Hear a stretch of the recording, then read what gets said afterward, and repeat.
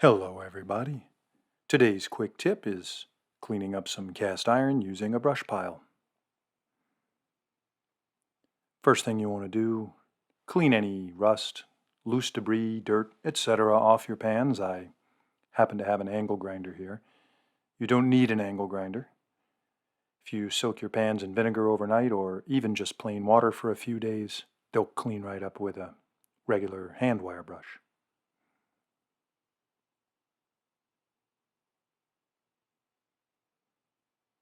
Once those are clean, going to stack up my brush and layer uh, pans and brush. So there's a little pile of brush, then some pans, then some brush, then some pans, so on and so forth.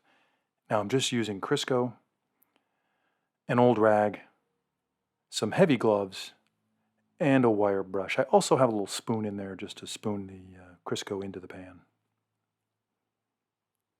So once the pans are heated, we're just going to pull them out and slather them with oil.